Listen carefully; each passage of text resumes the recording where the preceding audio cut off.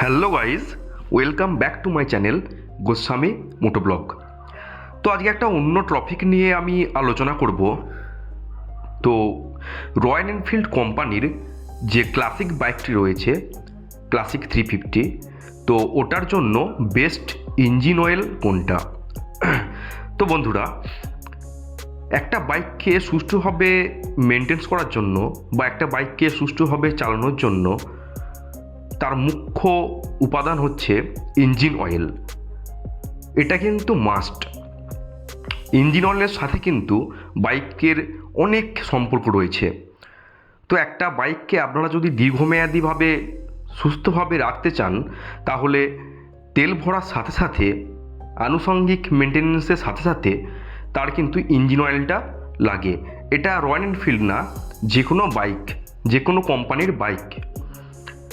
তো royal Enfield কোম্পানির যে বাইকগুলো রয়েছে তার মধ্যে অত্যন্ত জনপ্রিয় একটি মডেল হচ্ছে ক্লাসিক 350, যেটা অনেক বছর ধরে মার্কেটে রয়েছে বা ভালো বাজার করেছে রয়্যাল এনফিল্ড ক্লাসিক 350 বা 350। তো এটার জন্য বেস্ট ইঞ্জিন অয়েল কোনটা সেটা তো বলবো। তার আগে বলে রাখি, আপনারা যারা নতুন বাইক কিনতে চাচ্ছেন বা নতুন বাইক আপনারা কিনেছেন, তো আপনারা অবশ্যই জানেন হয়তো এটা। তো একটা বাইক, নতুন বাইক হলে 500 কিমির পর ফার্স্ট সার্ভিসিং হয়। তো 500 কিমির পর ফার্স্ট সার্ভিসিংয়ে কী কী জিনিসগুলো চেঞ্জ করা হয় না, এয়ার ফিল্টারটা চেঞ্জ করা হয়, তার সাথে অয়েল ফিল্টার আর ইঞ্জিন অয়েল। এটা কিন্তু নতুন বাইকের ক্ষেত্রে, সেটা যে কোনো কোম্পানির বাইকই হোক। তো 500 কিলোমিটার পর ফার্স্ট সার্ভিসিং হয় বাইকে, তো তখন ইঞ্জিন অয়েল, অয়েল ফিল্টার আর এয়ার ফিল্টার এগুলো চেঞ্জ করা হয়। আর পুরনো বাইকের ক্ষেত্রে আপনাদের যদি টাকা পয়সার দিক থেকে কোনো প্রবলেম না হয়, তো প্রতি 1000 কিলোমিটার অন্তর বা প্রতি 1000 কিলোমিটার হয়ে গেলে ইঞ্জিন অয়েলটা কিন্তু চেঞ্জ করা দরকার বা উচিত বলে মনে হয় আমার অন্তত। তো আমারও বাইক রয়েছে রয়্যাল এনফিল্ড ক্লাসিক 350। তো আমি মোটামুটি 1000 কিলোমিটার অন্তর অন্তর ইঞ্জিন অয়েলটা চেঞ্জ করে থাকি। তো এবার বলি রয়্যাল এনফিল্ডের বিশেষ করে ক্লাসিক 350-এর জন্য বেস্ট ইঞ্জিন অয়েল কোনটা।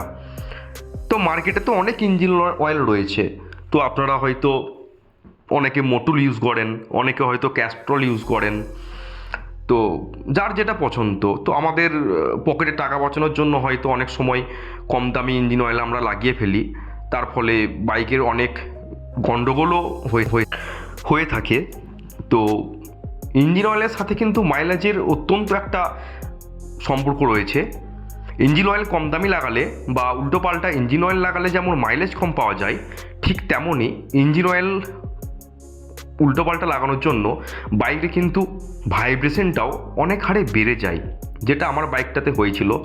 আমি মোটুলের ইঞ্জিন অয়েল লাগাতাম। তো কিছুদিন আগে একটা অন্য কোম্পানির ইঞ্জিন অয়েল আমি লাগিয়েছিলাম, তার ফলে বাইকটা থেকে আমি মাইলেজও অনেক কম পাচ্ছিলাম, তার সাথে বাইকের ভাইব্রেশনটাও কিন্তু অত্যন্ত বেড়ে গিয়েছিল। তো আপনারা যাই করুন না কেন, বাইকে অন্তত বেস্ট ইঞ্জিন অয়েলটা লাগানোর চেষ্টা কিন্তু আপনারা করবেন। কারণ বাইকের মেন হচ্ছে ইঞ্জিন, আর ইঞ্জিনটাকে সুষ্ঠুভাবে রাখার জন্য ইঞ্জিন অয়েলটা কিন্তু মাস্ট গাইজ। তো ইঞ্জিন অয়েলটা কিন্তু আপনারা ঠিকঠাকভাবে লাগিয়ে যাবেন। তো আপনাদের কাছে যে কোম্পানির বাইকই থাকুক না কেন, একটা বাইককে সুষ্ঠুভাবে বছরের পর বছর ইউজ করার জন্য অনেক মেনটেনেন্সই করতে হয়।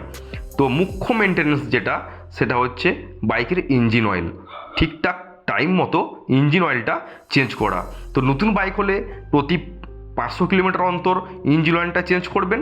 আর বাইক যদি আপনার 1-2 বছর বা 3 বছর পুরনো হয়ে থাকে, সেক্ষেত্রে প্রতি 1 বছর বা 2 বছর অন্তর অন্তর আপনারা ইঞ্জিন অয়েলটা চেঞ্জ করার চেষ্টা করবেন।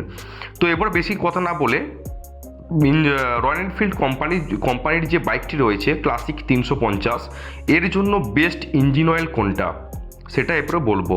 তো রয়্যাল এনফিল্ড ক্লাসিকের জন্য বেস্ট ইঞ্জিন অয়েল হচ্ছে মোটুল কোম্পানির একটি ইঞ্জিন অয়েল। তো মোটুল 5115W50, 15W50।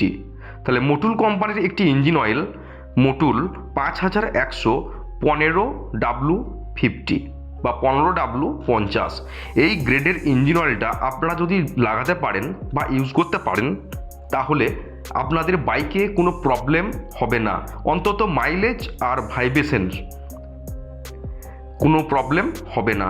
তো আপনারা জেনে গেলেন রয়্যাল এনফিল্ড কোম্পানির জন্য বেস্ট ইঞ্জিন অয়েল কোনটা।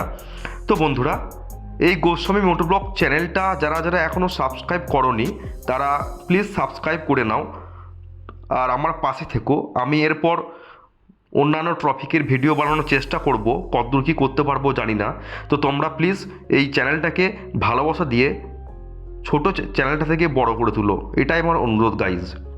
প্লিজ, আমি এই চ্যানেলে অনেক ভিডিও এরপর আমি আপলোড করে থাকবো, বিভিন্ন জায়গায় ট্যুরের video, bike related video, maintenance, বাইকের মেনটেনেন্স কীভাবে করতে হয়, এই রিলেটেড বহু ভিডিও আমি এই চ্যানেলে আপলোড করে থাকবো।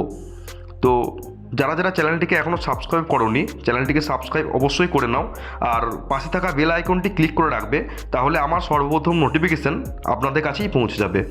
তো আজকের মতো টাটা, জয় হিন্দ, জয় ভারত।